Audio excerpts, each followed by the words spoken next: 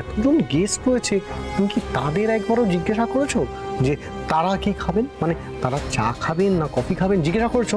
আমি সকলকে জিজ্ঞাসা করেছিলাম, সবাই বললেন চাই খাবেন। আপনি যদি কফি খান আমি কফি বানিয়ে নিয়ে আসছি আপনার জন্য। থাক থাক, আমি এখন চা দিয়ে ম্যানেজ করে নিচ্ছি ব্যাপারটা। তুমি এক কাজ করো, একটু বাদে আমার জন্য কফি নিয়ে এসো। হ্যাঁ, চল চল।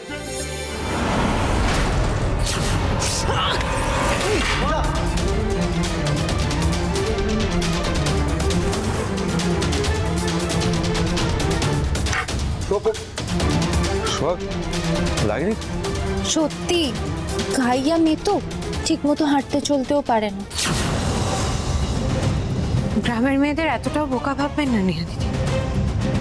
গ্রামের মেয়েরা ঠিকঠাক ভাবে চলাফেরাও করতে পারে, আর ল্যাং মারলে সেটা ফিরিয়েও দিতে পারে। কিন্তু তাদের পারিবারিক শিক্ষা সহবত তাদের আটকে দেয়।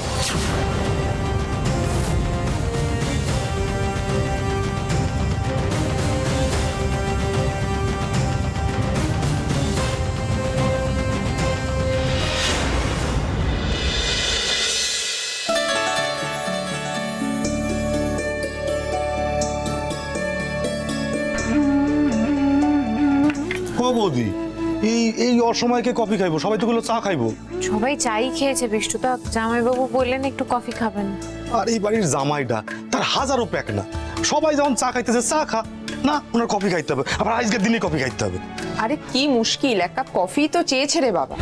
এক কাপ কফি বানাতে কি সোহাগের একেবারে হাত হয়ে যাবে না? মিনু, মিনু, তোর কতদিন কইছি না তুই সোহাগ বলে ডাকবি না বৌদি বলে ডাকবি? হ্যাঁ, কি বলে ডাকবি? বৌদি। কথাটা মাথায় রাখিস। এই বিশু, তোদের কি ব্যাপার বলতো? হ্যাঁ, দুজনে রান্নাঘরের মধ্যে ঢুকে বসে আছিস? হ্যাঁ, ওদিকে গেস্টরা আসছে, সোহাগ তাদের অ্যাটেন্ড করছে, সোহাগ তাদের রিসিভ করছে, তাদের চা দিচ্ছে। এটা কি ওর কাজ নাকি? আগে কথা বাবু, আমি তো যাইতে চাইছিলাম, বৌদি তো কথাই শুনলো না, উনি তো নিজেই চলে গেলেন। সোহাগ, কি ব্যাপার বলতো তো? তুই তো এই বাড়ির বউ নাকি? মাঝে মাঝে ভুলে যাস সেটা। রূপা নেহা যেভাবে রয়েছে সেইভাবে থাকতে পারিস না? আমি না বুঝতে পারি না, গেস্টরা আসছে তাদের অ্যাটেন্ড কর, ব্যাস। তা নয় চা দিচ্ছিস, এটা ওটা করে দিচ্ছিস। এটা কি তোর কাজ নাকি? এটা তো ওদের কাজ। সোহাগ, তুই এই বাড়ির বউ, সেটা মাথার মধ্যে ঢুকিয়ে নে প্লিজ।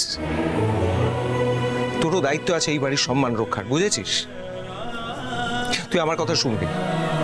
তুই এখন যাবি, গেস্টরা যেখানে বসে আছে সেখানে যাবি, অন্য কোথাও নয়, অন্য কিচ্ছু করবি না। শিগগিরই আয়।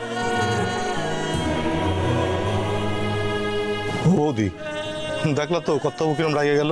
কর্তব্য কোনোদিনও আমাকে লোক এইভাবে কথা কয় না, আজকে এইভাবে কথা কইলো, তারপরে সত্যি সত্যি রাগে গেছে।